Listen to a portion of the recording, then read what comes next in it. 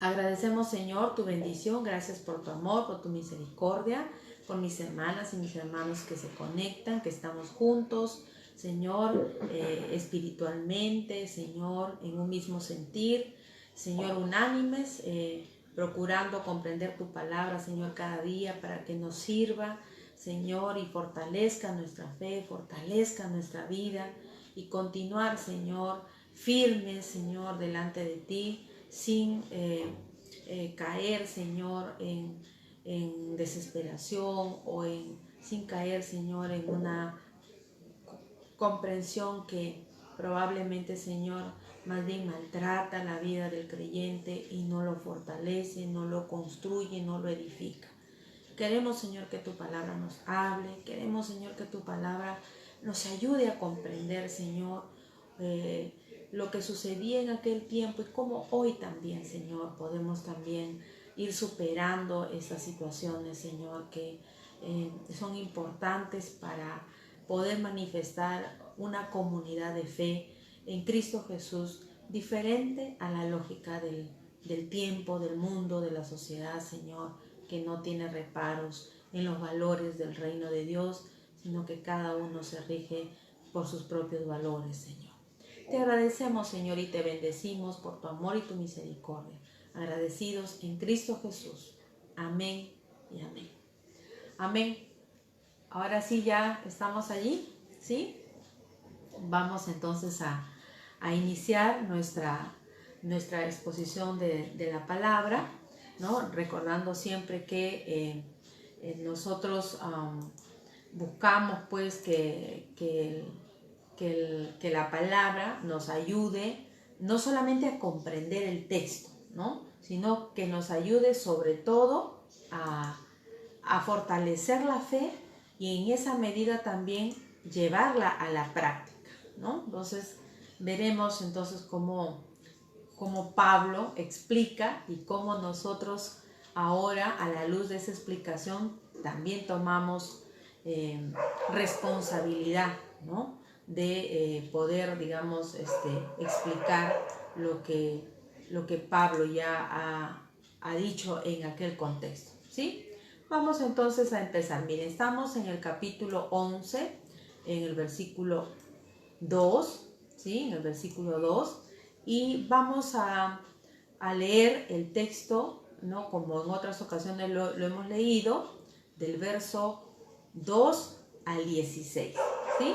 Todos tenemos ya capítulo 11, del verso 2 al 16. ¿Sí? Si hay alguna situación difícil, por favor me hacen una notita para poder saber. A ver, versículo 2 dice así: Os alabo, hermanos, porque en todo os acordáis de mí y retenéis las instrucciones tal como os la entregué. Pero quiero que sepáis que Cristo es la cabeza de todo varón, y el varón es la cabeza de la mujer, y Dios es la cabeza de Cristo. Todo varón que ora o profetiza con la cabeza cubierta, deshonra su cabeza. Pero toda mujer que ora o profetiza con la cabeza descubierta, deshonra su cabeza. Porque es lo mismo que si se hubiese rapado. Si la mujer no se cubre la cabeza, que se corte también el cabello. Y si le es vergonzoso a la mujer cortarse el cabello o raparse, que se cubra.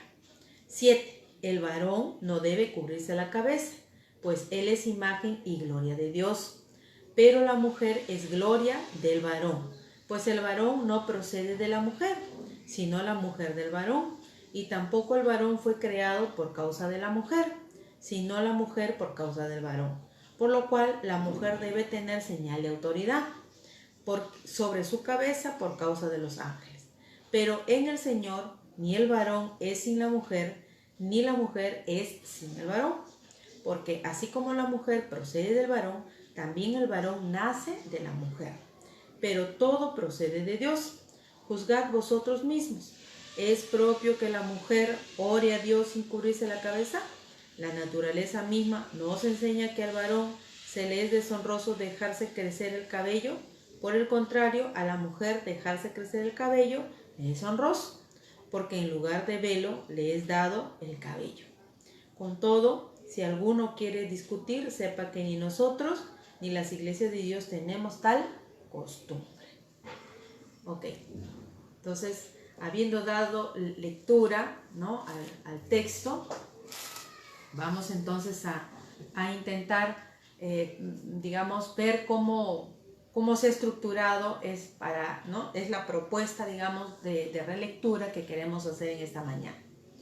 A ver, en la introducción yo les pongo algo que me parece que ustedes siempre deben de tener en cuenta, ¿no? Recuerden que estamos viendo una carta y que quien ha escrito esta carta, no necesariamente la ha escrito todo, pero los escritos que contienen esta carta, los temas que contienen esta carta, en la edición final se ha ensamblado todo, tiene una lógica, ¿no? Es una gran prédica con una lógica que va, digamos, en cada tema siendo nuevamente resaltado y abordado. Entonces, por eso es que los temas no pueden, digamos, simplemente hacerse por separado, sino que siempre teniendo en cuenta lo que ya se ha venido hablando desde el capítulo 1, ¿no? Entonces, en el capítulo 1 hasta el 10 que hemos visto ya, ¿no?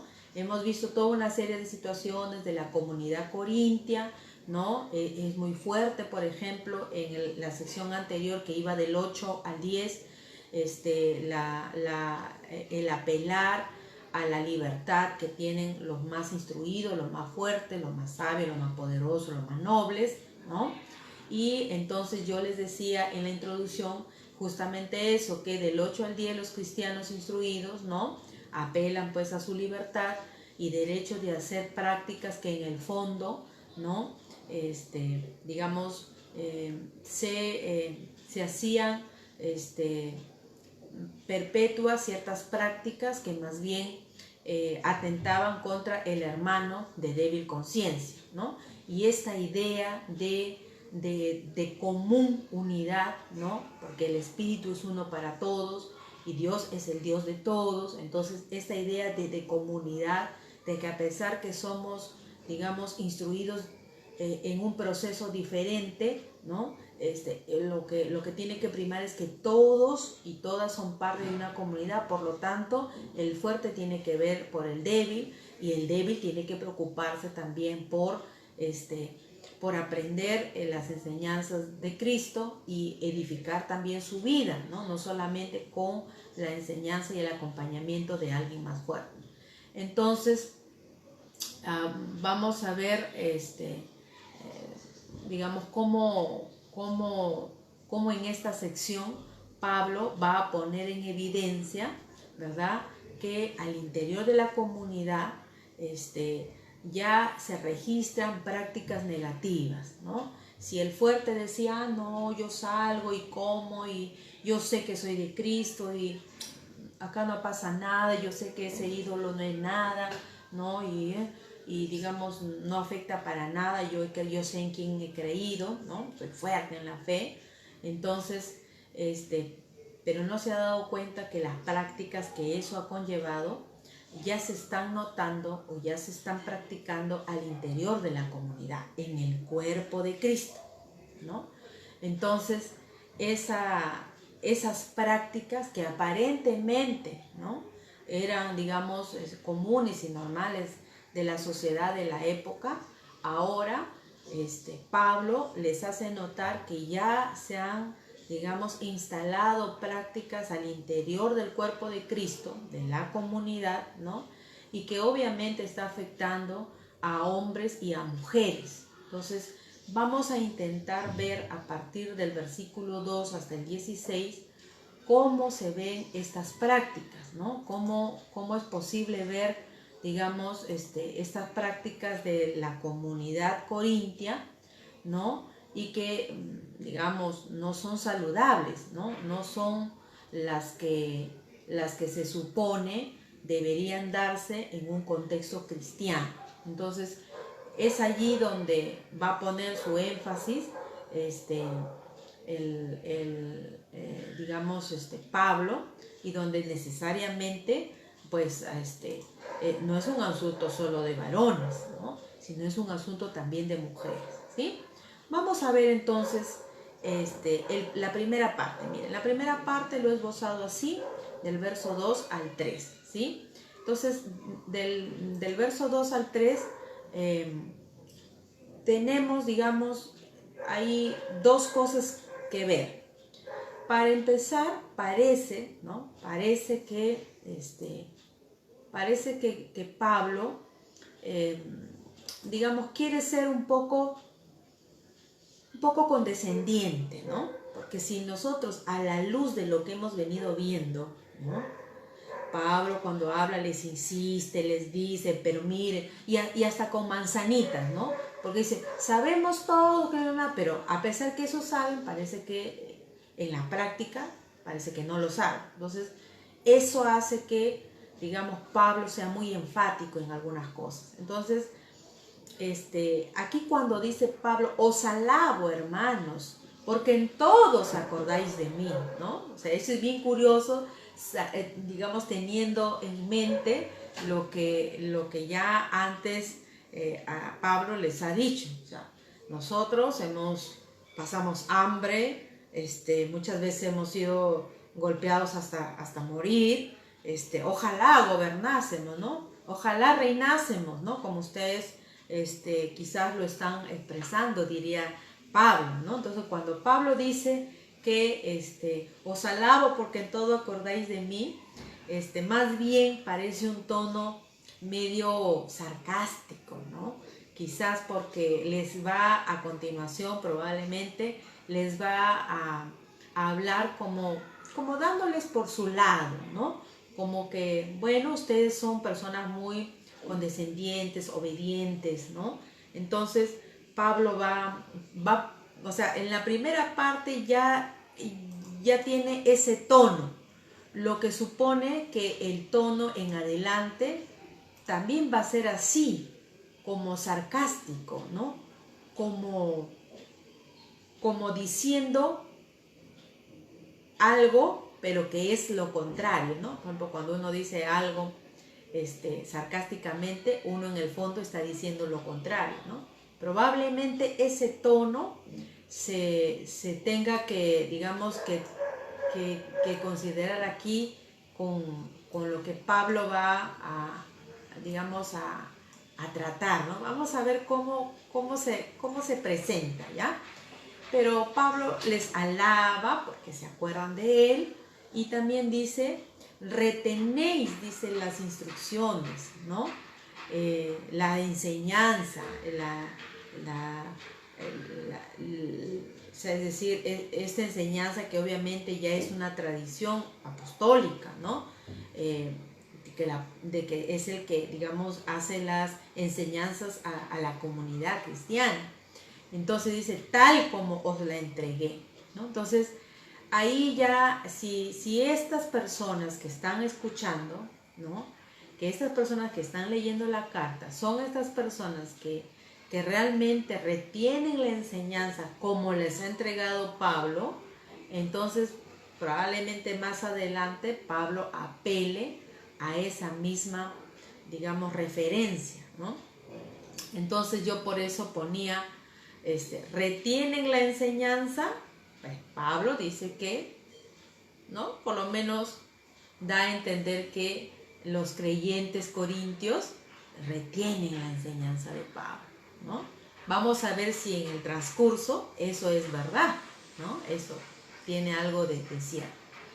En el versículo 3 dice Pablo, pero quiero que sepáis que Cristo es la cabeza de todo varón y el varón es la cabeza de la mujer y Dios es la cabeza de Cristo, ¿no? Entonces, ¿retienen esa enseñanza? ¿No? Miren, les dice, yo quiero que ustedes sepáis, ¿no?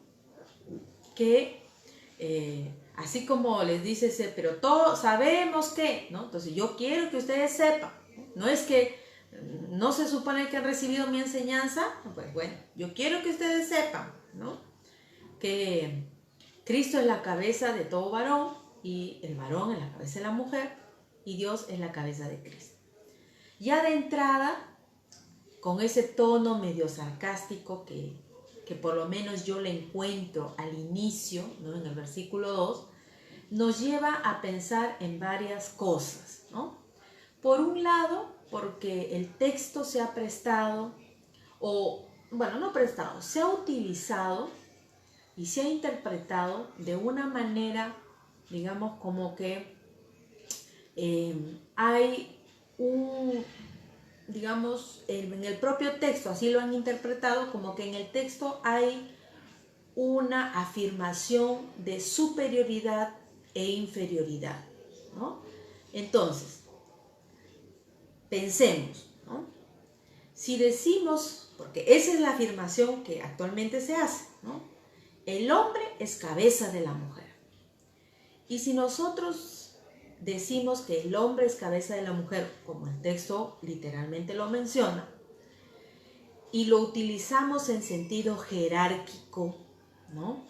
Es decir, que la cabeza es superior, hombre, la mujer es, digamos, inferior, porque el hombre es cabeza de la mujer. Si lo utilizamos en sentido jerárquico, decimos hombre superior, mujer inferior. Entonces, esto mismo, esta misma lógica de superioridad y de inferioridad, tendríamos que decir que Dios es superior a Cristo, porque el texto dice que Dios es la cabeza de Cristo.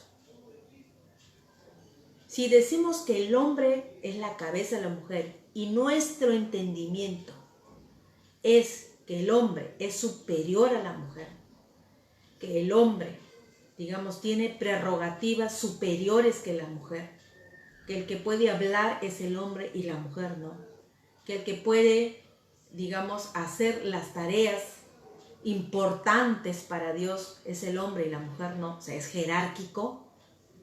Esa misma comprensión, porque está en el texto, que Dios dice es la cabeza de Cristo, esa misma lógica que aplicamos al hombre y mujer, estamos aplicando a Dios y Cristo.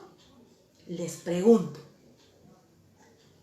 ¿en qué contexto, en qué explicación hemos encontrado que se dice que Dios es superior a Cristo? ¿Cuándo se ha dicho que Cristo es subordinado de Dios? Como es la idea que se transmite cuando se dice que el hombre es la cabeza, entonces la mujer es su subordinada. Esa idea de subordinación, de inferioridad, la hemos escuchado también cuando se habla de Dios y Cristo.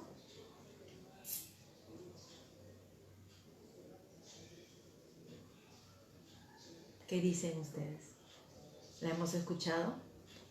¿Alguna vez quienes han explicado la palabra y que han utilizado este texto para fundamentar la superioridad del hombre sobre la mujer, también han explicado que Dios es superior a Cristo y que Cristo es su subordinado de Dios?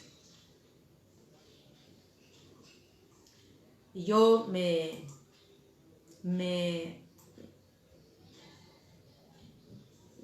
hacía esta pregunta, porque probablemente no nos hemos hecho nunca esa pregunta. Nos han dicho que el hombre es la cabeza y entonces hemos asumido un papel, un rol, digamos, como de inferioridad, ¿no? Pero nunca nos hemos preguntado si esa misma lógica, dado que el texto dice que Dios es la cabeza de Cristo, si realmente esa misma lógica es la lógica que se estaría poniendo de Cristo a Dios.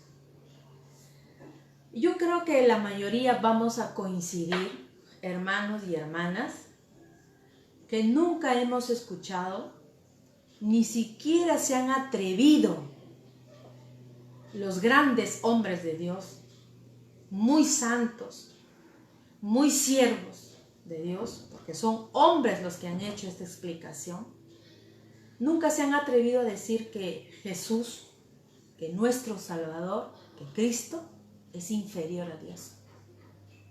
Porque no es esa la explicación, no es esa la lógica de la relación entre Dios y Cristo. No es esa la relación. Y si la relación entre Dios y Cristo no es de superioridad e inferioridad, ¿por qué sí se aplica al hombre y a la mujer? ¿Por qué sí se han atrevido a decir que la mujer es inferior al hombre y que el hombre es superior a la mujer? ¿Por qué sí? ¿De dónde parten? ¿Parten del texto bíblico? ¿O parten de ideas, como diría Santiago, ¿verdad?, humanas, terrenales y diabólicas? O como diría Pablo, ¿no?, de ideas que son de aquellos que están sacrificando a los demonios. Es decir, no es una práctica, no es la lógica cristiana, no es la comprensión de fe de Cristo. Yo creo que con esta primera parte ya sabemos por dónde va a caminar Pablo, porque realmente ya en esto nos ponen autos. ¿Qué es lo que, digamos, cuál es la lógica que Pablo va a emplear? Y con este tono sarcástico probablemente haya algunas ideas que lo tienen las comunidades corintias, ¿no? Pero que a pesar que saben que todos son, digamos, aceptos por Dios, son hijos de Dios, pero existen allí algunas cosas no tanto pensadas, reflexionadas, sino en la práctica parece ser que está habiendo algunas cosas que no están dando cuenta, ¿no?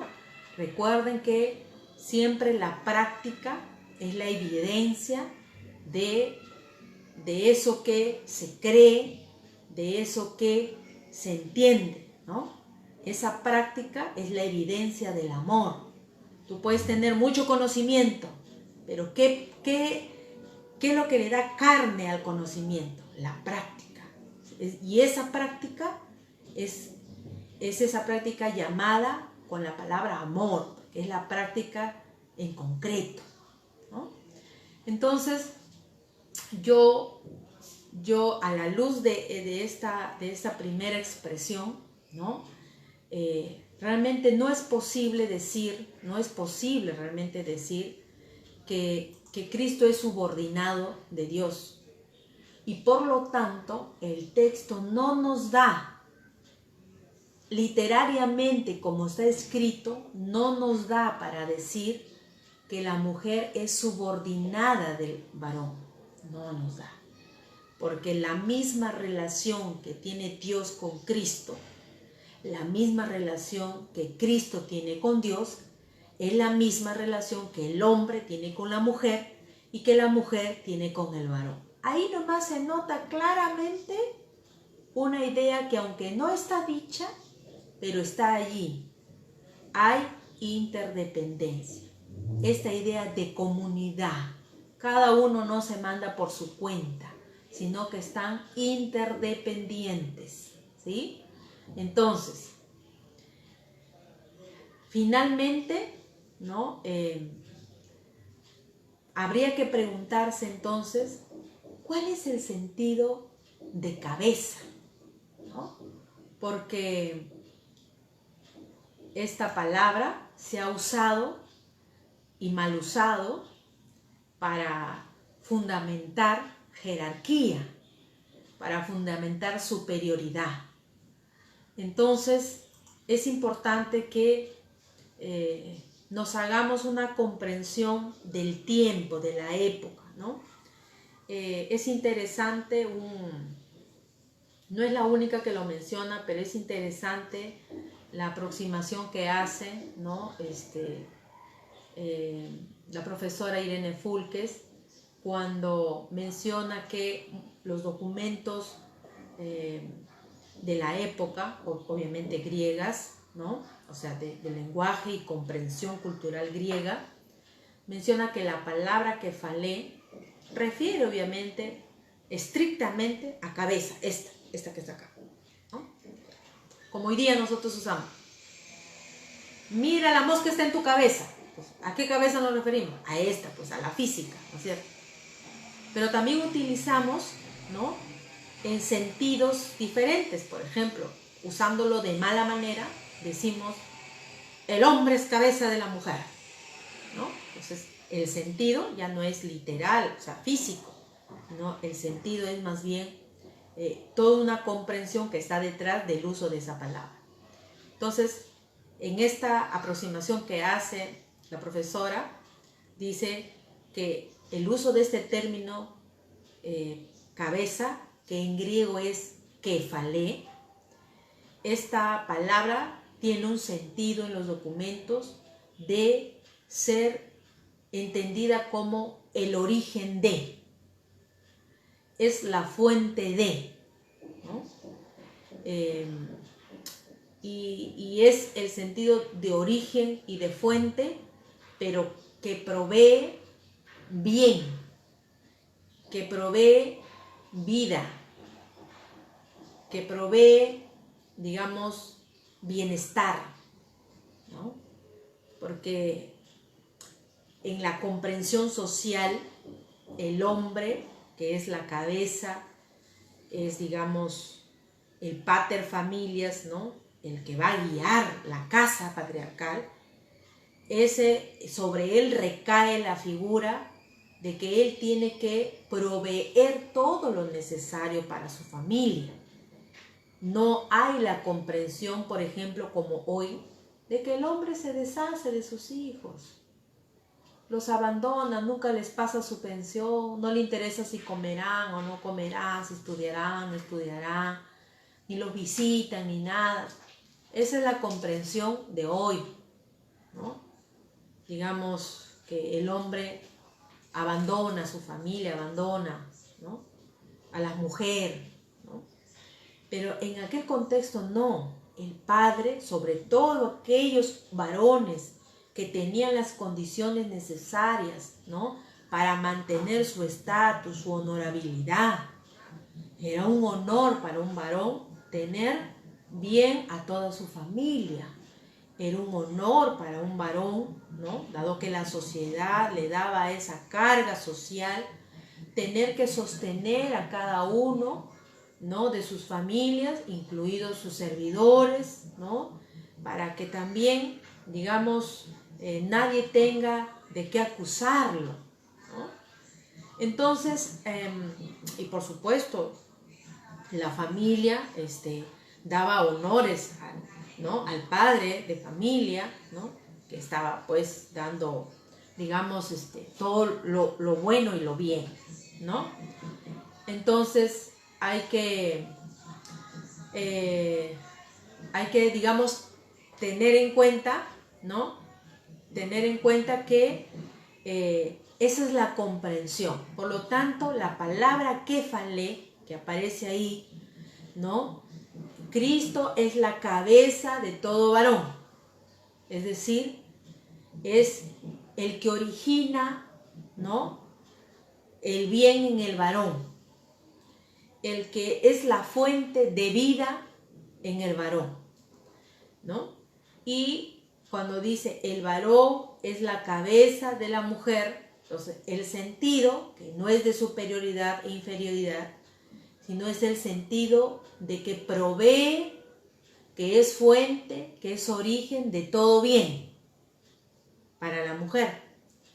Lo mismo Dios, que no es superior a Cristo, sino que de Dios es la fuente, ¿no? Dios es el origen, Dios es, digamos, el que provee todo bien, todo todo lo que provee vida a Cristo, ¿no? De Cristo sus palabras son vidas para el hombre. De Dios que ha dado a su Hijo por amor, es para dar vida, ¿no?, a Cristo,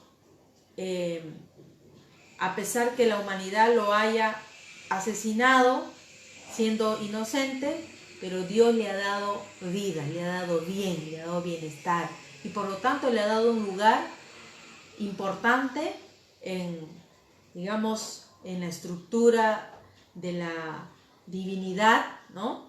Y de él pues procede todo bien.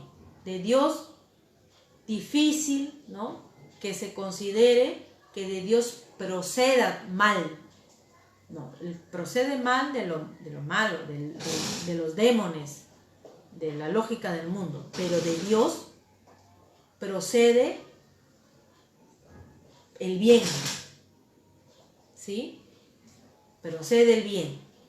Entonces, lo que en el texto de la cabeza, digamos, la cabeza ¿no?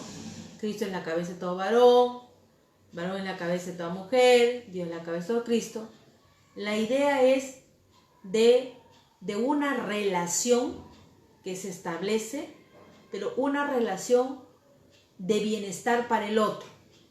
A diferencia de la sección anterior, que el fuerte quería hacer uso de su libertad y no le importaba el bien o el mal del prójimo, del débil, en este caso, más bien la lógica, con esta comprensión de la cabeza como fuente de bien, ¿sí?, más bien es que la relación que se establece es que le importa el otro, ¿no? Le importa el que está a su lado, le importa con quien se mantiene una relación. Entonces, ya allí, digamos, la palabra cabeza tiene un sentido diferente. Si nosotros pensásemos actualmente, ¿no?, cuando un hombre golpea a una mujer, si él es la cabeza, él es la fuente, con esa práctica le está proveyendo bien, le está proveyendo bienestar, es la fuente de vida. ¿Qué dicen ustedes? Si un hombre, ¿no?, me refiero al hombre por el énfasis que siempre se ha puesto en la comprensión de que el hombre es la cabeza de la mujer.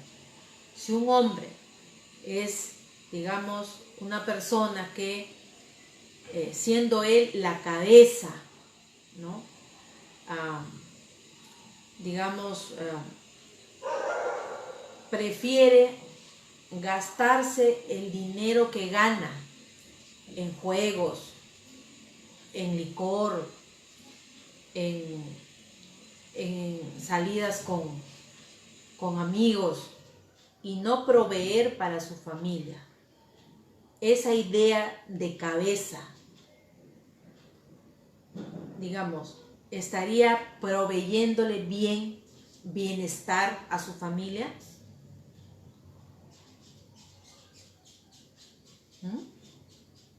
No creo, ¿no es cierto? El hombre, como Cristo es la cabeza de la iglesia, ¿sí?, o sea, que le provee digamos, de la fuerza, del espíritu, del bien, ¿no?, de ese bien tan preciado que es el espíritu. Si eso hace Cristo con la iglesia, ¿no?, entonces, ¿cuál es el bien que el hombre le va a prestar a la iglesia, a la mujer? Si es la fuente de vida, tiene que proveerle todo bien, ¿no? Entonces, no es una relación de jerarquía, sino es una relación bidireccional, ¿ya? ¿Por qué? Porque el hombre responde, digamos, a que él es el bien, el benefactor, el proveedor, el dador, ¿no? En esa cultura, el dador de bien, de vida. Como Cristo es el dador de vida para la iglesia, como Cristo es el dador de vida para la humanidad, ¿no? Para el hombre. Fíjense que Dios, ¿no? es la cabeza de Cristo. Si Dios es la cabeza, o sea, si Dios es la cabeza de Cristo, Cristo es la cabeza del varón, miren, y el varón es la cabeza de la mujer, ¿no? Todos ellos están relacionados en última instancia ¿a quién? A Dios, ¿no? En última instancia, la relación de todas estas partes, en última instancia es Dios. Más allá de Dios no hay. Todo llega a Dios. Entonces, esa relación que se establece entre, digamos, entre cada una de estas personas, Cristo, varón, mujer, entonces nos conduce a Dios. El origen, la fuente de todas estas partes, ¿quién es? Dios. No hay otro origen. Entonces, el hombre, en la medida, digamos, humana, sencilla, que le toca vivir en esta vida, debe proveer bien a la humanidad, a la vida que está, digamos, cercano a él, que es la mujer. Cristo, que también es, digamos, un ser espiritual, divino y que comprende la humanidad, también en esa medida acompaña a la humanidad, al varón, a la mujer, para que también ellos puedan discernir las cosas que les hacen bien, que les proveen bienestar, vida, ¿no? Porque finalmente todas estas partes, el último fin es Dios. Dios es el origen de todo el cuerpo de Cristo, ¿no? Es el origen de todo esto. Entonces, miren, es interesante que Pablo utilice esta comprensión, ¿no? De que no hay jerarquía, porque si ya en las partes anteriores, ¿no? Del 8 al 10 o en las anteriores también, ha hablado de aquellas personas que son muy sabios, ¿no? Que son de la nobleza, que son poderosos, ricos. Si la lógica fuera de superioridad e inferioridad, Pablo no lo rechazaría. Pablo no los cuestionaría, estaría de acuerdo con eso. Pero como la lógica no es de superioridad e inferioridad, entonces Pablo no admite al interior de la iglesia, donde el origen de todo es Dios y por lo tanto todos se allanan a Dios, no puede admitir él jerarquías, superioridades e inferioridades. No es posible, no cabe, por la lógica de todo lo que Pablo ha venido hablando y por la lógica de cómo ha estructurado la idea de que Cristo es la cabeza del varón, el varón de la mujer y Dios de Cristo. Si Cristo no es subordinado de Dios, ¿no? Entonces la mujer tampoco es subordinada del varón, como el varón tampoco es subordinado de Cristo, sino que son más bien relaciones que son esfuerzos comunes, ¿no? Obviamente para unas tareas que ambos emprenden. Entonces, yo creo que en esta parte queda claro para Pablo que el origen, ¿no? El fin último, la fuente de todo, de toda vida, de todo bien, de todo bienestar, es Dios, ¿no? Entonces, no parece más bien, ¿no? De manera sarcástica lo está diciendo, pero en el fondo, al poner estas expresiones, da cuenta de que no hay ahí una comprensión de superioridad o inferioridad, ¿no? Todos ellos, todas las partes, son uno solo, el pueblo, la familia de Dios. Que cada uno cumpla tareas en las partes que le tocan no significa que son superiores o inferiores. Simplemente cada uno cumple una función. Pero finalmente todos son de la familia de Dios. Todos terminan en el origen, que es Dios. Bueno, espero haber ayudado en esta primera parte, ¿sí? Si no, cualquier cosa ustedes por ahí me lo hacen saber para poder también ayudar, ¿no? A ver, en la segunda parte, ¿no? De la propuesta que tengo en el bosquejo, que es la parte más dura, ¿no? De explicar, espero poder lograrlo de la mejor manera, el versículo 4 al 10, es un bloque grande, ¿no? Para empezar, vamos a abordar esta sección primero sobre lo que se dice del varón, del hombre, y luego sobre la mujer, ¿ya? A mí me pareció interesante, ¿no? Cómo literariamente realmente hay muchas maneras de decir las cosas y parecen medio mezcladas, ¿no? Pero seguramente será por el tono sarcástico con el cual ya empezó Pablo, que está haciendo allí una suerte de explicación que parece ser que los corintios lo entendían muy bien, porque si no, Pablo no lo hubiera dicho de esa manera, ¿no? Entonces, en la primera parte, ¿no? De esta sección del 4 al 10, ¿sí? Vamos a ver el versículo 4. Dice así: todo varón que ora o profetiza con la cabeza cubierta deshonra su cabeza. Todo hombre que ora o profetiza con la cabeza cubierta, o sea, que le cuelga algo, ¿no? Que tiene algo que descuelga en la cabeza, entonces dice, deshonra su cabeza, ¿no? Otra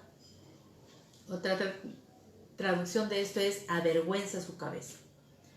Entonces, ya dijo que el varón ora y profetiza, lo cual nos lleva al ámbito, cuando dice ora y profetiza, nos saca del ámbito estrictamente doméstico, donde vive una familia común y corriente, sino que nos traslada al imaginario de un lugar donde se realizan servicios cúlticos.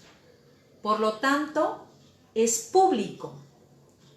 O sea, en una casa, recuerden que las primeras comunidades se reunían en casas y obviamente esas casas no eran chiquititas, era de gente que proveía también una casita un poco más holgadita, ¿no? Y ahí se realizaban los servicios cúlticos, ¿no? Las liturgias. Entonces las liturgias eran públicas porque las personas que eran parte de la comunidad estaban allí, ¿no? No es que era privado en el sentido de que en mi casa yo y mi familia nada más lo hacían, no, era público, ¿sí?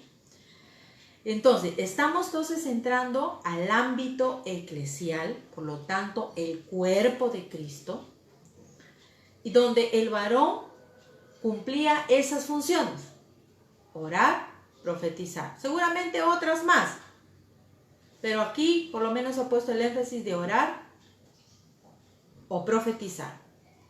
Pero Pablo dice que todo varón que ora o profetiza con la cabeza cubierta deshonra su cabeza. Cuando dice con la cabeza cubierta, ¿es que ese cubrirse la cabeza ya existía en la comunidad o no todavía? Al contrario, ya existía en la comunidad. Por eso Pablo no es algo que se está imaginando, sino que ya sabe que los varones oran o profetizan con la cabeza cubierta. Pero lo que le añade a eso es que eso es una deshonra para su cabeza. Ahora miren, nosotros podríamos preguntarnos, ¿no? El problema que se presenta en el versículo 4 no es el orar y profetizar. El hombre ora o profetiza o ora, pero tareas tiene. Pero el problema no es ese. El problema es que tiene algo sobre su cabeza. Y eso que es algo sobre su cabeza, dice, deshonra su cabeza. Entonces, aquí hay algo que a mí me llamaba la atención. ¿Cómo vamos a entender este texto? Cuando dice que deshonra su cabeza que es Cristo, su cabeza que es su cabeza. ¿Cómo nos hemos preguntado esta parte? ¿No? Porque nos hemos dicho que hemos escuchado sobre todo que dicen que el hombre es la cabeza de la mujer, pero cuando dicen su cabeza, o sea, que Cristo tiene su cabeza y que Él deshonra su cabeza, esa su cabeza, ¿quién es? ¿Es su cabeza acá, la física?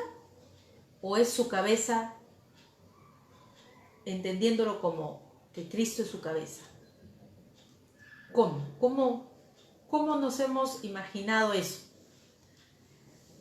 Porque hemos escuchado muchas veces sobre la cabeza, ¿no es cierto? Pero probablemente no nos hemos puesto a pensar sobre esto. Pero miren, la palabra cabeza no tiene un sentido específicamente, vamos a decir, aplicado a la divinidad. No, la palabra kefalé es una palabra común y corriente, como ya creo que les mencioné sobre lo físico de la cabeza, ¿no? Entonces, cuando dice que la cabeza está cubierta, entonces está hablando sobre su cabeza. Y en esa misma lógica de la oración, habría que entender que su cabeza es su cabeza, la física, ¿no? Entonces, vamos a ver cómo a continuación en los siguientes versículos que habla sobre el varón en específico, a ver si se logra comprender un poco más. Pero en esta primera parte, el hombre ora y profetiza. El problema no está en orar y profetizar, el problema está en lo que tiene sobre la cabeza, porque eso que tiene sobre la cabeza lo está deshonrando, ¿sí? O sea, hacia su cabeza misma, ¿no? En el verso 7 dice de esta manera, interesante, miren, dice, porque después ustedes van a ver en el 5, dice, pero toda mujer, ya es mujer. En el verso 6, si la mujer, ya, entonces no estamos hablando, no. Verso 7 habla del varón, dice, el varón no debe cubrirse la cabeza, miren, y en el versículo 4 dice, el varón que ora o profetiza, dice, con la cabeza cubierta, ¿no? Y acá dice, el varón no debe cubrirse, ¿no? O sea, ya vemos la relación, ¿no? No debe cubrirse la cabeza, dice, pues él es imagen y gloria de Dios. Pero la mujer, ahí está, digamos, poniendo ambas patas. Aquí va a empezar ya como en paralelos, ¿no? Pero el punto de apoyo para la reflexión que hace Pablo, estamos siguiendo la lógica del lado del varón, ¿ya? Del lado del varón. El varón dice, no debe cubrirse la cabeza, ¿ya? Dice, él es imagen, ese es el argumento, ¿no? Como decir, ¿por qué? Porque él es imagen y gloria de Dios. La mujer, dice, es gloria del varón. Luego dice en el versículo 8, pues el varón, ¿no? El otro argumento, no procede de la mujer. Su contraparte, la mujer del varón. O sea, sí procede del varón. Volvemos al varón. El otro argumento, que el varón tampoco fue creado por causa de la mujer. Su contraparte, la mujer fue creada, ¿no? O sí la mujer por causa del varón.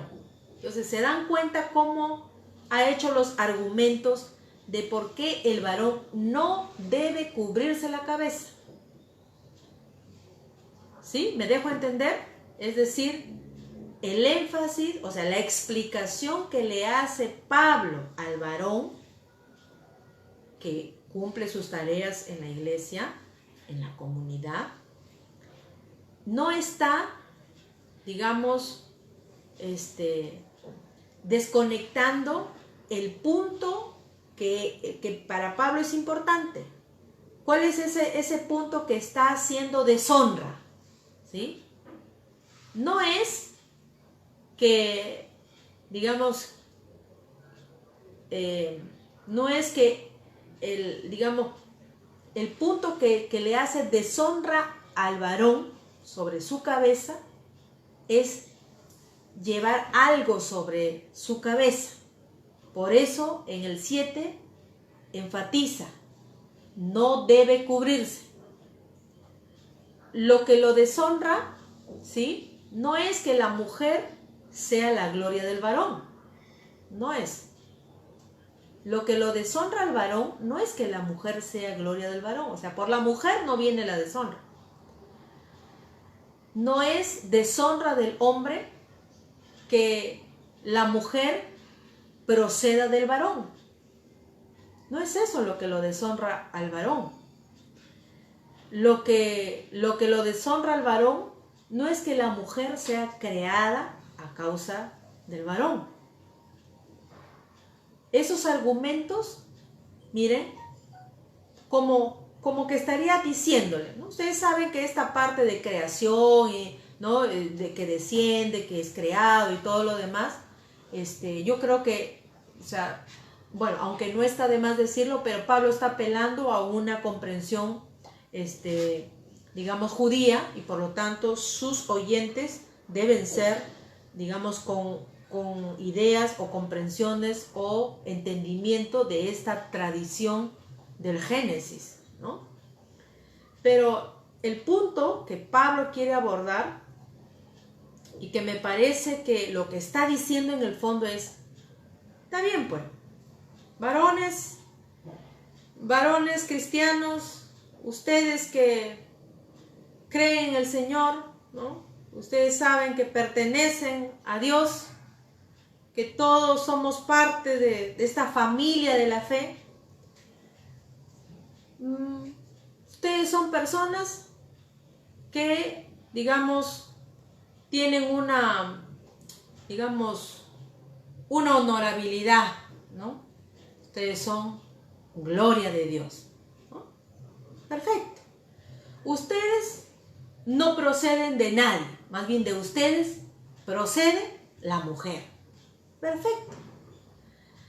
De ustedes, por ejemplo, no fue creado, ustedes no fueron creados a causa de, no, las mujeres fueron creadas a causa de. Perfecto. Entonces, como ustedes son personas totalmente independientes, totalmente, digamos, autónomas, entonces, si ustedes son autónomos, entonces tomen ustedes la decisión, hagan uso de esa libertad y no se cubran la cabeza. Porque las argumentaciones, hermanos y hermanas, que Pablo hace de la gloria de Dios, del proceder, ¿no?, que la mujer procede del varón y que la mujer creada a causa del varón, eso no es el punto que Pablo quiere abordar. Lo pone para poder, digamos, se nota claramente que aquí el punto que quiere iluminar Pablo es el varón. Ah, varón, tú eres la gloria de Dios. Ah, varón, de ti, digamos, tú no procedes de la mujer. Tú no fuiste creado por causa de la mujer. Perfecto, entonces eres autónomo, eres independiente, eres libre. Pero no es eso lo que quiere, digamos, enfatizar Pablo. Entonces, con todo eso, lo que Pablo está diciendo, ya pues, eres libre, eres independiente, toma la decisión. ¿Cuál es? ¿Cuál es la decisión que debe tomar este varón? ¿Cuál es la decisión que debe tomar este hombre? ¿Cuál es? ¿Cuál es? La decisión que debe tomar este varón, la decisión que debe tomar este hombre es no cubrirse la cabeza. Entonces, ¿por qué es tanto problema cubrirse la cabeza? ¿No? ¿Por qué es tanto problema cubrirse la cabeza? Porque la cabeza del varón tiene cabellos, como la cabeza de la mujer también tiene sus cabellos. Entonces, ¿en qué sentido es que el problema es cubrirse o no cubrirse? Pero espero me hayan entendido esta primera parte, porque estamos mirando Pablo solamente está poniendo la lupa sobre el varón en esta primera parte que yo les estoy tratando de explicar. El varón dice, ora y profetiza, pero está haciéndolo con la cabeza cubierta. Entonces, como está haciéndolo así, está avergonzando su propia cabeza, está avergonzando su propia, digamos, su propia persona, ¿sí? Este varón parece ser que sus argumentos, ¿no?, son, es la gloria de Dios. No procede de la mujer. Es creado, digamos, primero, ¿no? Todos esos argumentos honorables para el varón, pero en la práctica no lo está poniendo en práctica, valga la redundancia, de decidir no cubrirse la cabeza. Entonces, a ver, cubrirse la cabeza, recogemos esta palabra, cubrirse la cabeza, porque claramente notamos que ese es el problema. No es el orar ni el profetizar. No le deshonra al hombre que la mujer sea gloria de él, ni que ella proceda de él, ni que ella fuera creada a causa de él. Eso solamente lo único que hace es decir, bueno, tú eres un ser muy honorable, independiente, libre, ya pues, ¿no? Pero, ¿por qué es problemático el cubrirse la cabeza? En el contexto del cual estamos hablando, de la carta de Primera de Corintios, de Pablo, ¿no? Seguramente muchas cartas de Pablo tienen ese mismo trasfondo cultural. Las personas importantes que hacían algunos actos públicos, ¿no? Recuerden que estamos hablando de un acto público, el orar y profetizar aquí, pero en la sociedad greco-romana, las personas importantes que hacían uso de la palabra, ¿no? Usaban dentro de sus atuendos, usaban como una especie de manto que siempre llevaban, ¿no?, como parte de su atuendo. Y en estos actos civiles y religiosos también ponían una parte de este atuendo, que era como una especie de un manto, sobre su cabeza, ¿no? Y esta comprensión, digamos, de ponerse este manto, que sería una toga, ¿no? Este signo se leía en la sociedad, ¿no? La sociedad leía este gesto, esta convención, ¿no?, como un acto de una persona que tenía una investidura de importancia. Es como hoy, por ejemplo, cuando podríamos pensar, ¿no?, como hoy, por ejemplo, un congresista llega, digamos, a jurar, ¿no?, por Dios y, bueno, algunos por la plata, pero en este caso la gran mayoría por la patria. Se les impone, ¿no?, una banda, ¿no? Ese es un signo, ya es una convención congresal que porten esta banda, ¿no es cierto? Y a donde ellos van, en los actos públicos, en los actos, digamos, cívicos y religiosos, ¿no? Se nota que ellos utilizan esta banda, porque son los elementos propios, ¿no? de ¿cómo se llama? De esa investidura, ¿no? O sea, está investido de autoridad. Entonces, en aquel contexto de greco-romano, de la cual es el trasfondo de la carta de los Corintios, existía esta práctica, ¿no?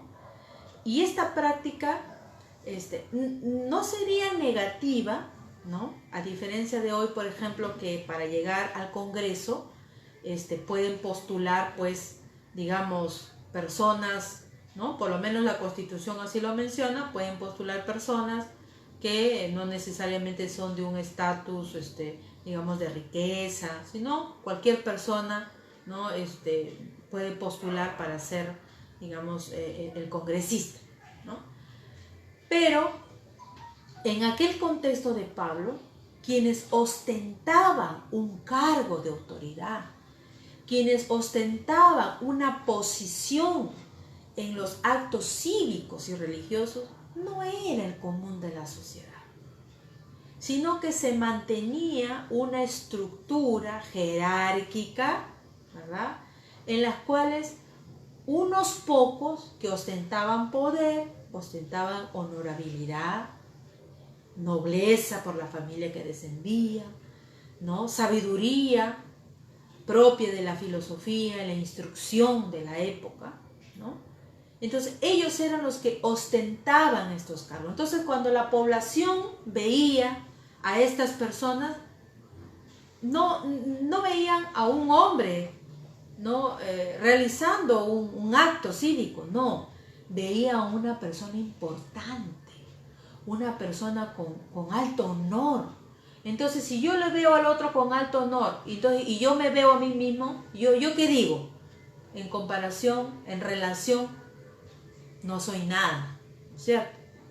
Entonces, el problema está en que esa práctica sigue afianzando una estructura, una práctica que unos son de mayor autoridad, de mayor, digamos, poder, de mayor importancia, de mayor honorabilidad, prestigio, y los otros son la chusma. Entonces, cubrirse la cabeza en la comunidad cristiana, repitiendo los mismos esquemas de la lógica del mundo, es entonces un agravio. No un agravio primero para los otros, un agravio para sí mismo. Porque si tú eres parte de una comunidad, diría Pablo, si tú eres parte de una comunidad donde todos son familia, donde todos tienen un mismo espíritu, el espíritu no es particular cada uno, todos el mismo espíritu. El Padre es Padre de todos, del cual proceden todas las cosas.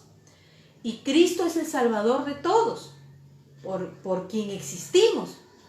Si esa es la comprensión de una comunidad, ¿cómo puede introducirse una lógica, una práctica que lo que hace es ahondar o lo que hace es perpetuar una práctica del mundo, una práctica del démones al interior de la congregación?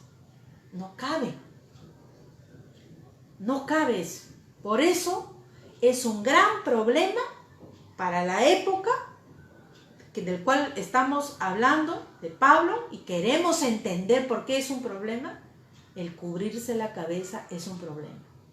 Porque detrás de eso hay toda una serie de comprensiones sociales, políticas, culturales, que llevan a la lógica jerárquica, poderoso, subordinado, ¿no? Amo esclavo. El hombre, ¿no?, que tiene, digamos, en sus manos la vida de las mujeres, de los niños, los esclavos, o sea, puede hacer lo que quiera. Esa es la lógica cultural de la época. Y esa es la lógica que estaría, digamos, Pablo viendo detrás del cubrirse la cabeza, porque no era una práctica de toda la población, era la práctica de aquellos que, como ya habría dicho Pablo, ojalá reinásemos con ustedes, ¿no? No, es la práctica de unos cuantos, de unos que tienen un cierto estatus. Entonces, creo que nos ayuda a comprender esto, ¿no? El problema no está en el orar y en el profetizar. El problema no está en la cabeza con su cabellito. El problema no está, digamos, en que el varón, digamos, de él se haya, digamos, de él proceda más bien la mujer, ¿no? Que la mujer fue creada, ¿no? Ese no es el problema. El problema es que el hombre tiene que tomar la decisión. ¿Y cuál es esa decisión? El verso 7 dice, no debe cubrirse la cabeza. O sea, póngase al llano, igual que todos. Eso es lo que le está diciendo Pablo a los varones corintios. No sea usted, digamos, aquel que comunica una práctica que más bien construye en la mentalidad de los otros, tus hermanos, una mentalidad que está creyendo que eso debe hacerse, que eso debe ser así. Entonces, ya ustedes imaginan la jalada de oreja que le está dando Pablo a los varones aquí. Vamos a ver si complementamos esto, pero para no demorarnos mucho, vamos a ver el segundo punto que está en el verso 5, ¿no? Y en el verso 10, porque hasta ahorita hemos visto el verso 4, el 7, 8 y 9. Ahora vamos a ver el 5 y el 10. Empecemos con el 5. El versículo 5 dice así: pero toda mujer que ora o profetiza con la cabeza descubierta, deshonra su cabeza, ¿no? Pues es lo mismo, dice, que si se hubiese rapado, ¿no? Entonces, ¿qué es lo que encontramos así como está escrito? Para empezar, las mujeres hablan. Las mujeres no tienen restricción en cumplir tareas de liderazgo al interior de la iglesia, como el orar y como el hablar de parte de Dios. Esa es la comprensión de profetizar. Entonces, la mujer en la comunidad de los corintios oraba y profetizaba, así como el varón oraba y profetizaba. Y así como en el varón ese no es un problema, en el caso de la mujer ese no es el problema que Pablo quiere abordar, sino que lo que quiere abordar en el caso de las mujeres es que ellas, dice, llevan la cabeza descubierta. Y por lo tanto, eso deshonra su cabeza, ¿no? Entonces, ¿qué es lo que se debe, digamos, mirar aquí? Para empezar, ¿qué es lo que se debe de entender por aquello que deshonra su cabeza? Si en el hombre lo que deshonraba su cabeza era cubrírsela, y ya nos hemos acercado en algo a qué cosas se debería entender con cubrírsela, en el caso de la mujer lo que deshonra a la mujer es no cubrírsela.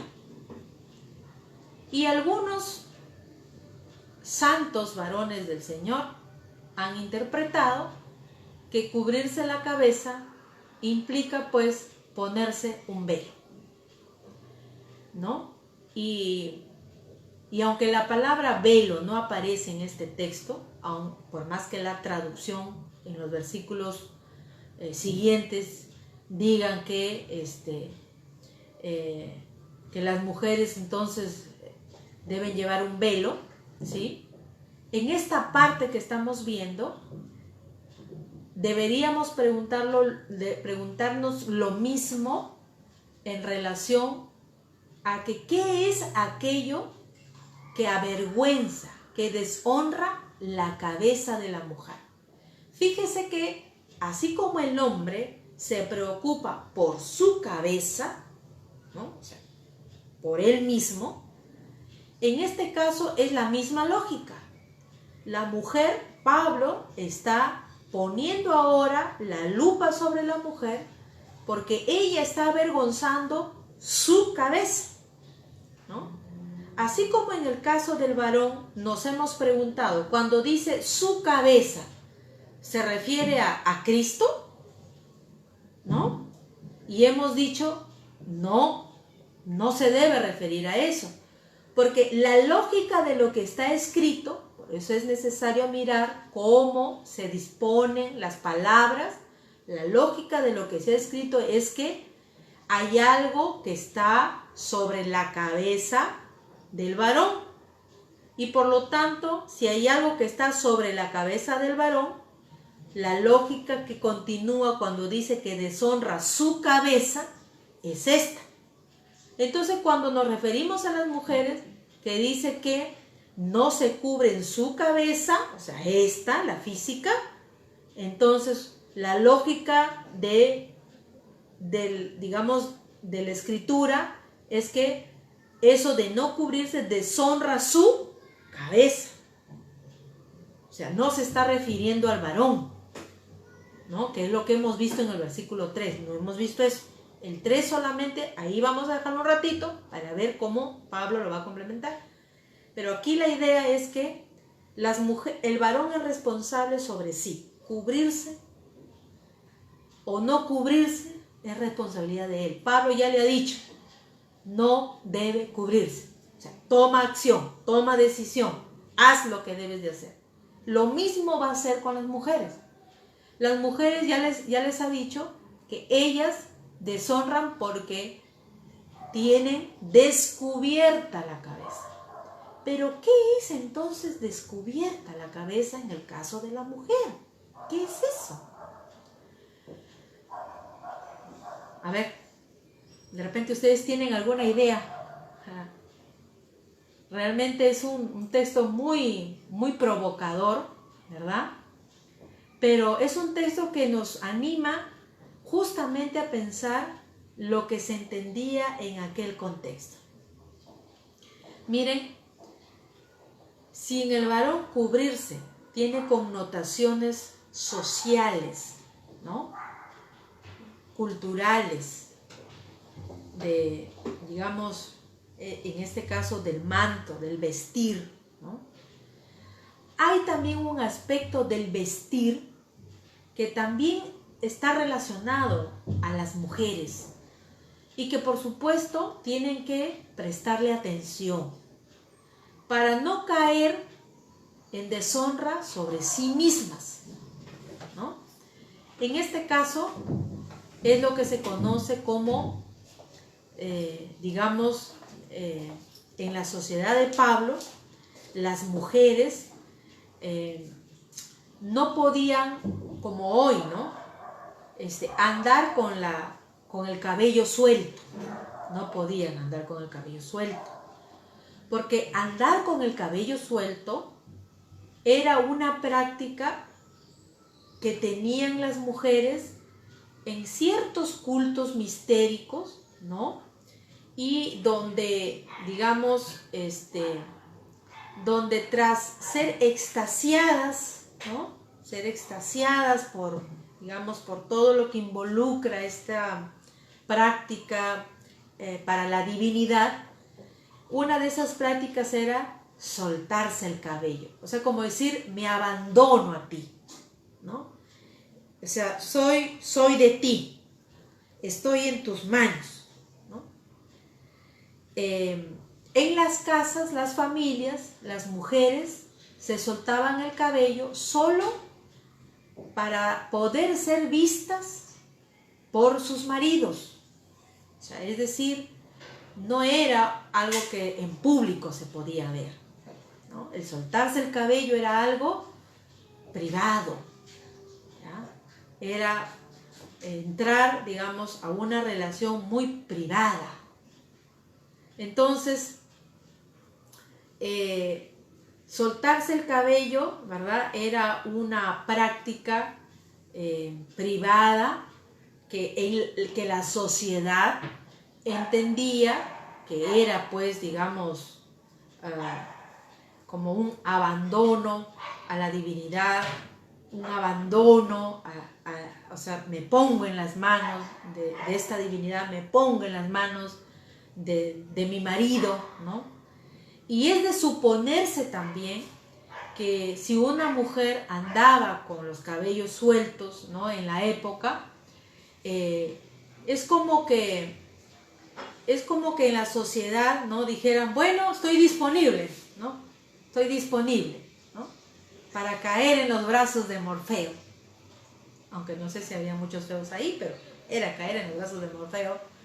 Podría entenderse que quizás esa comprensión también existía, porque siempre el soltarse el cabello era como abandonarse, ¿no? O sea, como que ya no tener control de sí, sino que otro toma el control en este caso de la mujer, ¿no?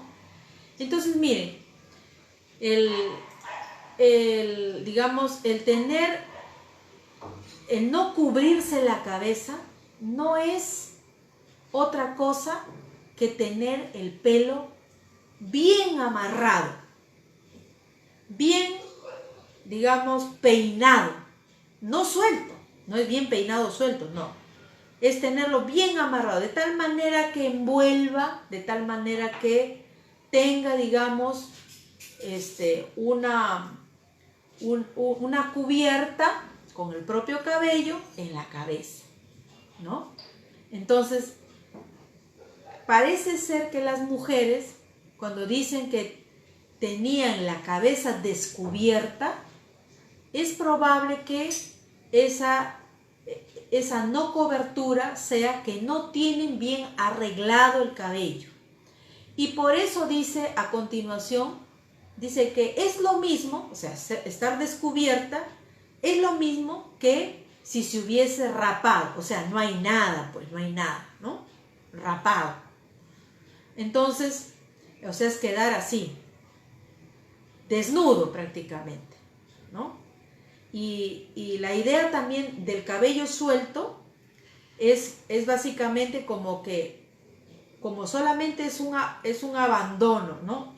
O sea, el tratarse de cabello es como abandonarse a esa situación, digamos, de intimidad, ¿no? De estar disponible para la divinidad, ¿no? Para, en este caso, si es privado, para el esposo. Prácticamente es como decir desnudarse, ¿no? Es desnudarse. Entonces, de allí se comprende que las mujeres que hablan en las iglesias, o en las iglesias de la época de Pablo, pero en particular en la iglesia corintia, las mujeres ya no tenían, al parecer, mucho reparo en arreglarse el cabello de tal manera que le cubra, es decir, le sea honroso, ¿no? Mantener un orden, en ese sentido es un orden social. Porque cuando las mujeres andaban con el cabello recogido, bien elaborado, ¿no? Aunque no sea muy ostentoso, es decir, con perla, con cosas, pero sí recogido, la sociedad tenía a esa mujer por honorable, y mucho más si era de las clases nobles, ¿no? Era una mujer honorable. Pero si esa mujer llevaba el cabello suelto, o si esa mujer llevaba un cabello rapado, entonces ya no existía esa, digamos, esa señal de honorabilidad.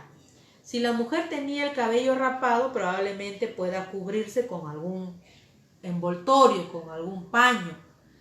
Pero la idea de Pablo es que es que parece ser que esta mujer sí tiene con qué cubrirse, pero no lo está haciendo. Por eso dices, es como si, o sea, como que está haciendo la comparación.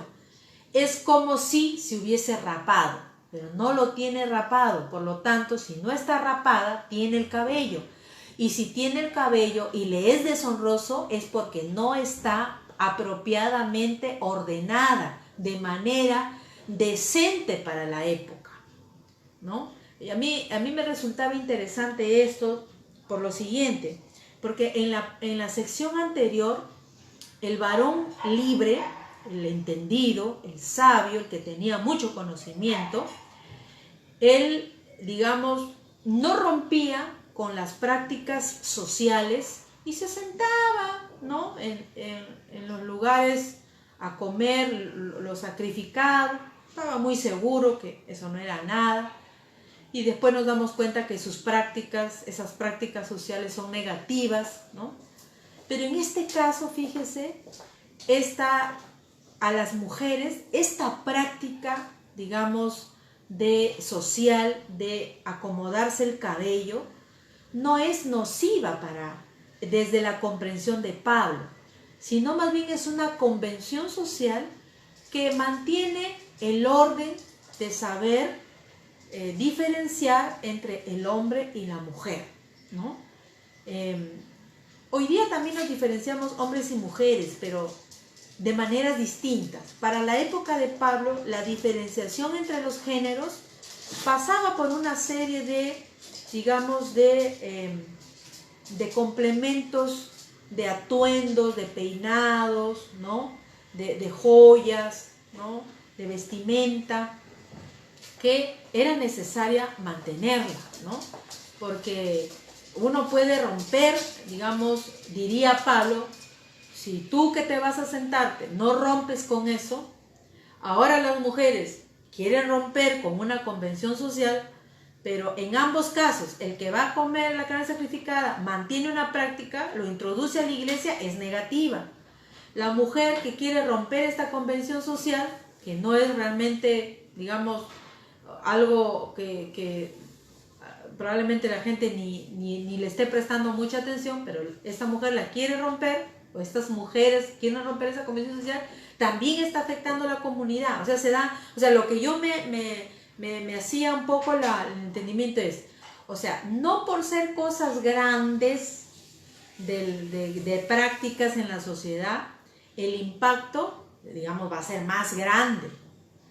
Porque aún en las prácticas pequeñas, incluso de aquellas que queremos romper, también van a tener un impacto al interior de la comunidad. Entonces, Pablo va, digamos, a poner a estas mujeres en autos de que le es vergonzoso no llevar de manera ordenada su atuendo, entre ellos el peinado, ¿verdad? O sea, no solamente su atuendo, todo esto va relacionado también a todo, o sea, todo es el atuendo, ¿no? Con la cabeza, la ropa, todo. O sea, difícil, por ejemplo, uno, ¿no? Hoy día, por ejemplo, vamos a ir, no sé, pues a una reunión. Entonces, tú cuando dices atuendo, tú dices, ay, yo me pongo esta ropa, y no te peinan, o no te arreglan. Difícil, ¿no es cierto? El atuendo viene a ser todo. Así como del hombre era toda la vestimenta que usaba para cubrirse, de ella también es todo el atuendo, toda la vestimenta que incluye la cabellera, ¿no? Que también, digamos, debe de tener presente cuando va a realizar estas acciones, digamos, públicas en la comunidad. Entonces, el problema para la mujer está en que está haciendo uso de una libertad que está rompiendo con una convención social que tiene que ver con el atuendo, ¿no? Particularmente el cabello, que es, digamos, que no debe de dejarse de hacer. Es decir, se necesita que ella mantenga las convenciones sociales y culturales y que no provoque, digamos, una ruptura, ¿no? con quienes leen, con quienes leen los signos. O sea, si yo leo a una mujer con cabello recogido, qué honorable. Si yo leo el signo de una mujer con el cabello rapado, con el cabello suelto, qué deshonroso, ¿no? Entonces, no se debe motivar, provocar, ¿no? A llegar, digamos, a esa situación. Entonces, miren, tanto hombres como mujeres deshonran su cabeza, su persona, su vida. Si su vida está hecha para, digamos, manifestar bien, para manifestar bienestar, entonces de eso no se escapa ni los hombres ni las mujeres. Las mujeres aquí deben ser, en esta carta a los Corintios, en este pasaje, deben ser las mujeres que son o parientes, o hijas, o esposas, o familias de estas posiciones más elevadas, ¿no? Que se atreven en el marco de su libertad a hacer ya como bien le parezca. Y probablemente no es que en la sociedad no existía, pero socialmente todavía no era aceptado este tipo de prácticas. Entonces, afectar a la comunidad con eso, ya Pablo no está de acuerdo. Por lo tanto, en el versículo, digamos, siguiente, ¿no? Vamos a ver cómo Pablo le habla a las mujeres, ¿no? Así como al varón le habló del 7 al 9, en el versículo 10, bien interesante, le dice Pablo a las mujeres, por lo cual, o sea, mujeres, ¿no?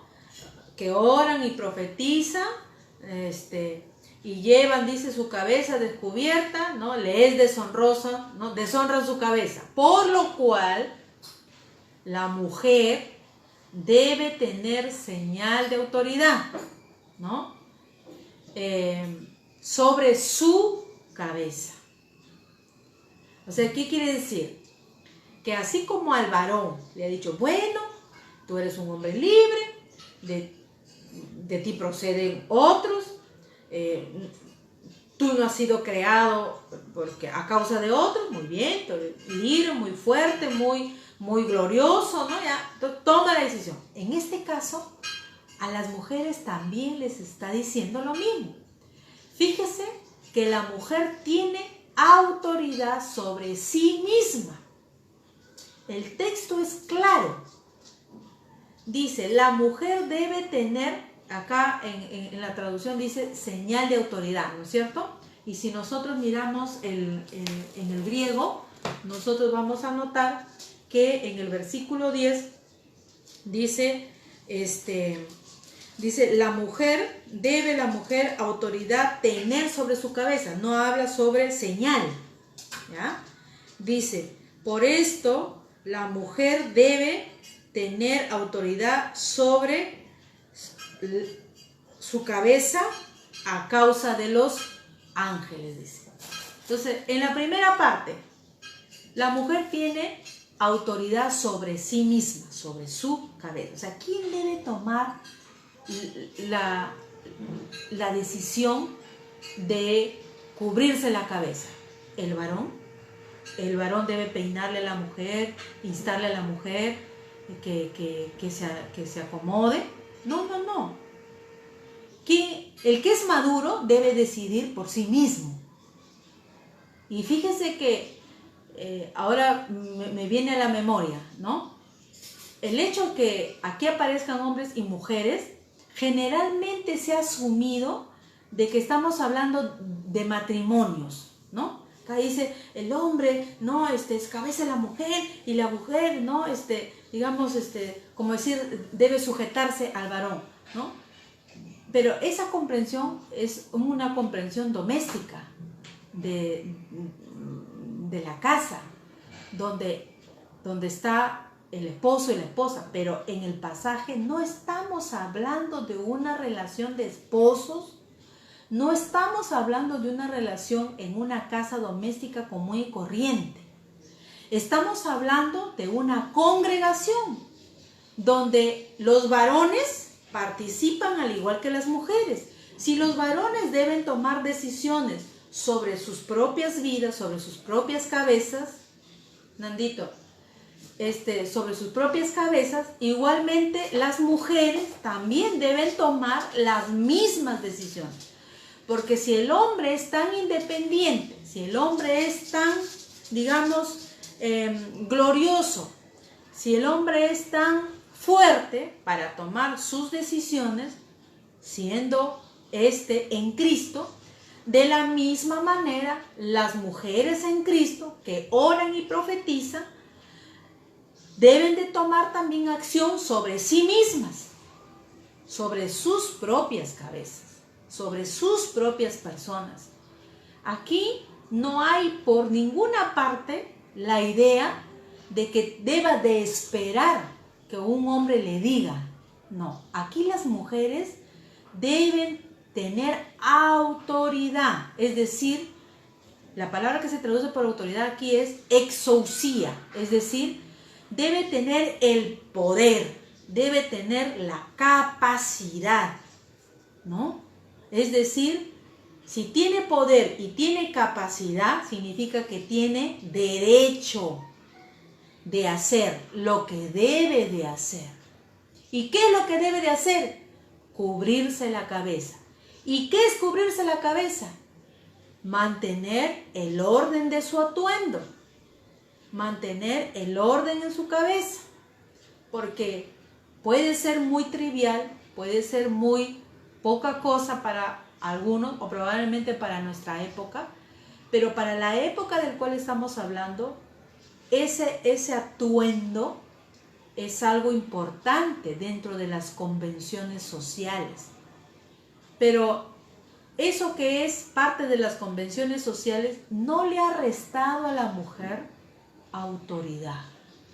Por más que ella, miren, fíjense, está practicando una serie de rompimientos con la sociedad, la mujer está manteniendo su autoridad y Pablo está apelando a la autoridad de la mujer para que no haga la práctica de descubrirse, sino de cubrirse la cabeza, es decir, de poder, digamos, ordenarse. Nadie tiene que ordenarla a ella, no hay un hombre que la ordena, ni otra mujer que la ordena. Ella tiene que tomar acción, ella tiene que tomar parte. ¿Me dejo entender? Por como está escrito y por las palabras que usa Pablo, es claro que las mujeres no carecen de autoridad. Por eso, en la congregación, hombres y mujeres tienen autoridad a tal punto que oran y profetizan, ¿no? Entonces, no estamos hablando de, digamos, de una situación en la cual las mujeres estén, pues, en una condición de subordinación. Entonces, miren, es importante, ¿no?, para nosotros como comunidad y para teniendo en mente la comunidad de Corintio, que en el cuerpo de Cristo cada uno asume su responsabilidad. La mujer tiene exousia sobre su cabeza. La mujer tiene autoridad sobre su cabeza. Es bien interesante, miren. No se dice explícitamente sobre el varón que tiene autoridad sobre sí mismo. Da la impresión de que eso es, digamos, natural en la congregación. Los hombres ostentan autoridad, ¿no? Es una sociedad donde los varones ostentan autoridad. Pero Pablo inserta la autoridad para la mujer en la comunidad cristiana, lo cual ya él mismo, pese a que hace del hombre que, digamos, mantenga un orden en su atuendo y no reproduzca sistemas opresivos, de la misma manera hace que las mujeres reparen en su atuendo y no reproduzcan prácticas que hacen ofensiva a su vida y a la comunidad, Pero sin embargo Pablo sí rompe con una comprensión cultural que es la de autoridad. Es decir, los hombres, claro es que tienen autoridad, pero para Pablo no se puede omitir que la mujer también tiene autoridad en la iglesia. Y esa autoridad es sobre sí misma. Es decir, si ella tiene autoridad sobre sí misma, con esa misma autoridad podrá acompañar y tratar a otros.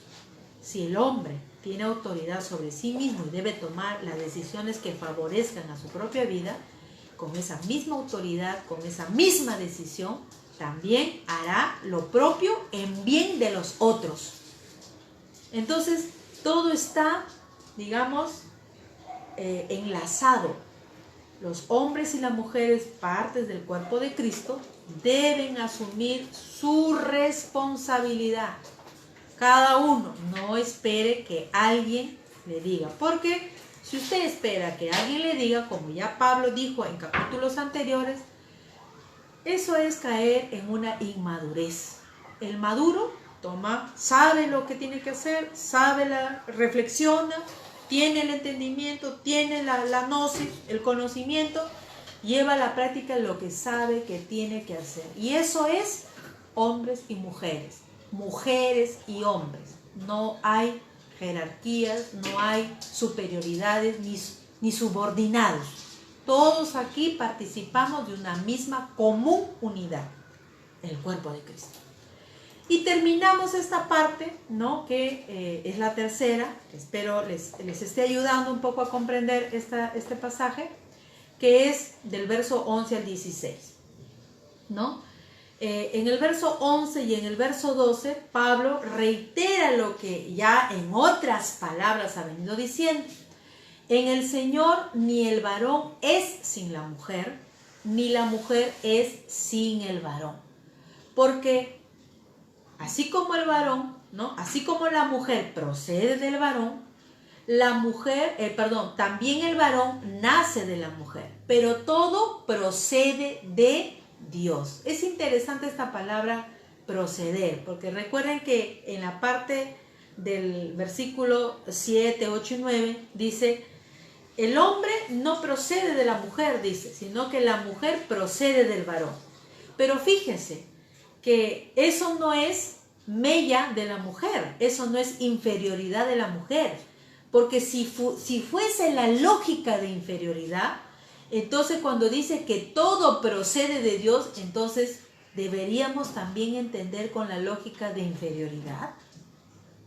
¿Se dan cuenta que en este texto no hay por ningún lado, no sé de cómo lo han interpretado algunos santos hombres de Dios, que aquí hay inferioridad, que aquí hay unos un poquito más abajo y siempre el hombre un poquito más arriba? Eso no existe en el texto, no nos da esa interpretación a la luz de cómo están escritas las palabras, haciendo uso de los términos que Pablo está usando. Proceder la mujer del varón es lo mismo que el hombre procede de Dios. Y no solo el hombre, la mujer también procede de Dios. Fíjese que así como la mujer procede del varón, también el varón nace de la mujer, pero todo procede de Dios, hombre y mujer. Entonces, las mujeres y los hombres no son son independientes, pero también interdependientes, ¿sí? Y a continuación dice el verso 13, juzgad vosotros mismos, es propio que la mujer ore a Dios sin cubrirse la cabeza, nuevamente, sin mantener el atuendo adecuado, ¿no? Dice, juzgad vosotros mismos, ¿no? Y si se trata del atuendo de la mujer, ¿quién debe juzgar su propio atuendo? Las principalmente llamadas ahí son las mujeres. la naturaleza, verso 14, la naturaleza misma nos enseña que al varón le es deshonroso dejarse crecer el cabello. Por el contrario, dejarse crecer el cabello le es honroso, ¿no?, a la mujer, porque en lugar de velo, ¿no?, esa es la palabra velo, que no es, digamos, que la traducción no debería ser velo, pero la idea es que dice que en lugar de esta envoltura, ¿no?, que es como una especie de, digamos, que le cubre el cabello, dice, le es dado el cabello. O sea, el cabello es el que reemplaza a esta figura como que de velo, ¿no? Porque, claro, en la comprensión judía, en la tradición judía, las mujeres sí usaban, digamos, este accesorio al atuendo, que es una tela que se hacía, digamos, las veces de velo, ¿no? Entonces, con estas palabras ya es claro que lo que le deshonra a las mujeres es, digamos, cortarse el cabello, porque aquí lo honroso es dejarse crecer el cabello, ¿no? Pero dejarse crecer dentro de las convenciones sociales implica arreglárselo, no es dejárselo crecer y sentir ya llévalo suelto, no es así. En cambio, para el varón, más bien, dejarse crecer el cabello es deshonroso, ¿no? Y lo pone aquí como comparativo con la mujer, porque realmente los hombres en la sociedad de la cual estamos hablando no llevaban el cabello, digamos, suelto, ¿no? Entonces, digamos, así concluye esta parte Pablo, ¿no? Que no hay superiores ni inferiores, sino interdependientes. Y en la última parte, que lo que le es honroso a la mujer y lo que le es deshonroso al varón, ¿no?, que se ponga a juicio, que se ponga a consideración, que se evalúe, ¿no? O sea, evalúenlo. Pablo ya dio los argumentos, pero ahora pues ustedes, hombres libres, mujeres libres, entendidas, con gnosis, ¿no? Ustedes tienen autoridad, evalúenlo, pues, ¿no? Es lo que, miren la pelota que les pone en la cancha a las personas de los corintios, ¿no? Entonces, y concluye Pablo diciendo, con todo, dice, si alguno quiere discutir, sepa que ni nosotros ni las iglesias de Dios tenemos tal costumbre, ¿no? Y algunos podríamos decir pero la costumbre, ¿de qué está hablando acá Pablo? ¿Ah? ¿De qué costumbre está hablando? ¿De no discutir? ¿No? Porque acá dice, con todo, dice, si alguno quiere discutir, es decir, o sea, si alguno no está de acuerdo, es la idea, no es discutir en el sentido del debate, de pelearse, sino si alguno, con todo lo que yo he venido explicando, si alguno, dice, si alguno en singular no está de acuerdo, dice, sepa usted que ni nosotros, o sea, Pablo, ¿no?, los creyentes, ni las iglesias de Dios tenemos tal costumbre. Es decir, ¿cuáles son esas costumbres? De las que ya se ha venido hablando, ¿no? De este atuendo que debe mantenerse tanto en hombres como mujeres a la hora de poner en práctica el ministrar en la oración o en la profecía. Entonces, es como que Pablo le estaría diciendo, bueno, la práctica de las iglesias es que los hombres y las mujeres hagan su tarea, profeticen y oren. La práctica de las iglesias es que mantengan un orden dentro de la congregación, tanto hombres como mujeres. Acá no se salvan ni mujeres y acá no se salvan hombres. Acá todos, el trato es igual. Tan cuestionable es para los varones como tan cuestionable es para las mujeres, porque en ambos casos está afectando a la comunidad. Son prácticas que afectan a la comunidad.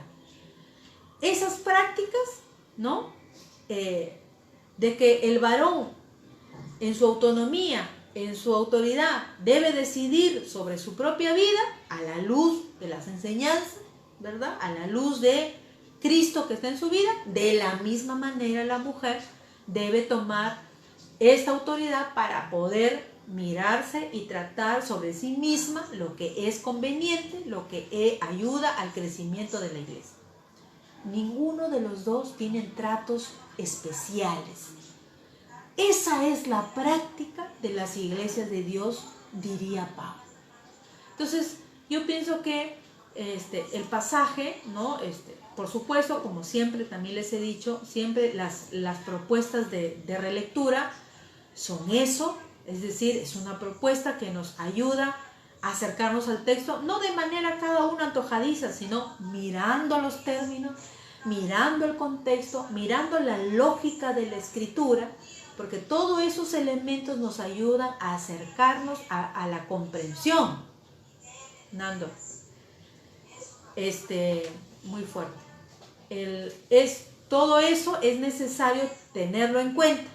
Entonces, eso es importante que podamos, ¿no?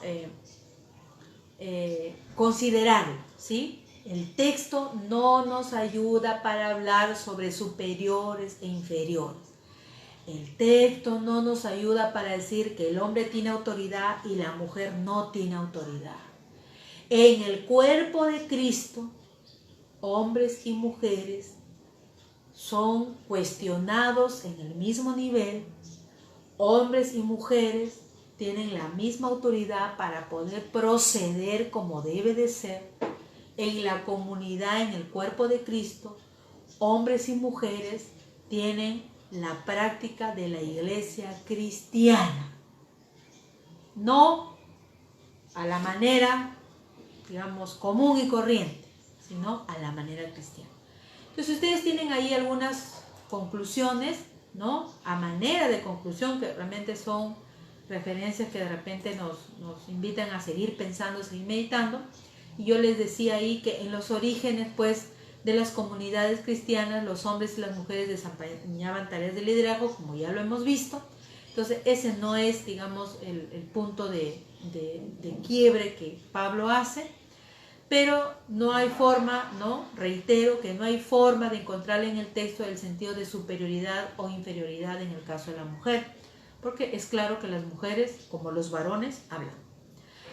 Después les decía que el peinado en la sociedad griega de Corinto es una convención social que comunicaba, digamos, a la lectura en la sociedad diferencias sociales de género entre hombres y mujeres, y entonces la sociedad lo entendía, ¿no? Hoy, por ejemplo, ¿no? En nuestra sociedad, probablemente el cabello no sea una forma de diferenciar entre hombres y mujeres, pero hay otras formas o otras convenciones que sí nos ayudan a diferenciar, no entre hombres y mujeres, pero sí sobre otras cosas. Por ejemplo, yo les ponía allí, ¿no?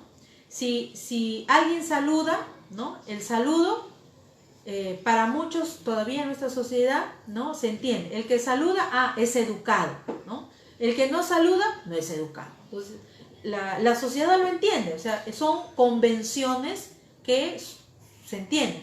Las reservamos, las conservamos como cristianos, o creemos que como cristianos ya no, y yo soy tan libre, ya si quiero saludos, si no, así nos vamos a conducir. No, ¿no es cierto? Diríamos como Pablo, las iglesias de Dios no tenemos tales prácticas. Nuestra práctica, por más que esta sea una práctica que hemos aprendido en nuestro entorno social, es una práctica que favorece las buenas relaciones. Saludar, dar gracias, pedir por favor, no nos debemos de olvidar nunca. Siempre nuestros padres y nosotros mismos probablemente inculquemos a otros esas mismas convenciones sociales que todavía deberían de mantenerse como algo, digamos, bueno y saludable. Entonces, al final les digo que en el cuerpo de Cristo no hay superiores ni inferiores. Esa no es la práctica de las iglesias cristianas, y en la comunidad todos asumen su responsabilidad con la autoridad, libertad que tienen en Cristo. Entonces, espero, hermanos y hermanas, haberlas ayudado. Sé que ha sido un poquito largo intentar explicar, pero me ha dado mucho gusto hacerlo, porque yo misma me he puesto, digamos, así con ganas, porque no es un texto sencillo, pero yo les animo a seguir investigando, a seguir preguntándose, a seguir reflexionando.